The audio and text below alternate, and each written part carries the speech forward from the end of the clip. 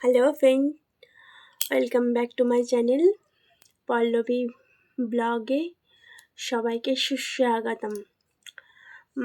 আজকে আমি পিসিওডি সম্পর্কে তোমাদের কিছু তথ্য জানাতে চাই। আজ গলাটা প্রচুর খারাপ, যদি কেউ কিছু না বুঝতে পারো কমেন্ট করে দিতে পারো। পিসিওডি মানে হচ্ছে polycyst ovary discharge, polycyst ovarian syndrome, যেখানে ছোট ছোট সিস্ট তৈরি। নাম অনুসারে পলিসিস্ট মানে অনেকগুলো সিস্ট। পিসিওএসের ডিম্বাশয়ের ভিতরে অনেকগুলো ক্ষুদ্র তরল ভরা থলি জন্মায়। এই থলির প্রতিটি আসলে ফলিক, কারণ প্রতি অপরিণত ডিম থাকে। ডিমগুলো ডিম্বস্ফোটনের জন্য যথেষ্ট পরিপাক হয় না।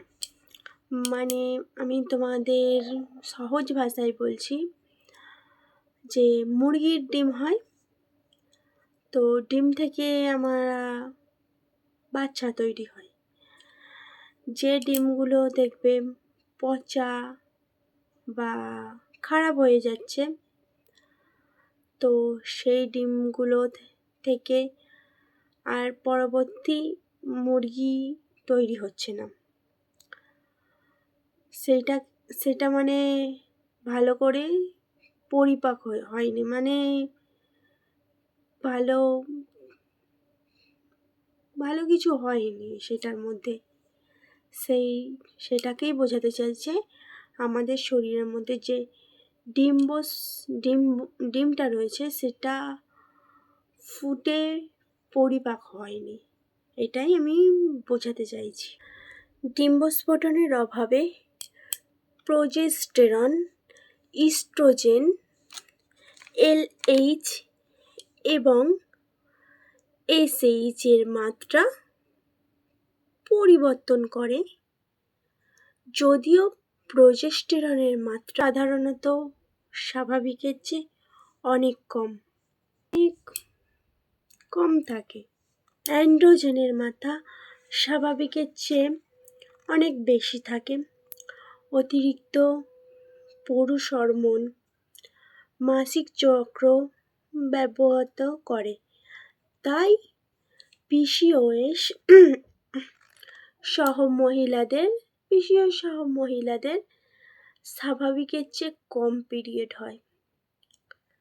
অন্যান্য সাধারণত লক্ষণগুলির মধ্যে রয়েছে পুরুষ প্যাটার্ন, চুল পড়া, বন্ধ্যাত্র, অনিয়মিত মাসিক বা যেটাকে আমরা পিরিয়ড বলি, এবং অস্বাভাবিক ওজন বৃদ্ধি, মানে অতিরিক্ত ওজন বেড়ে যায়।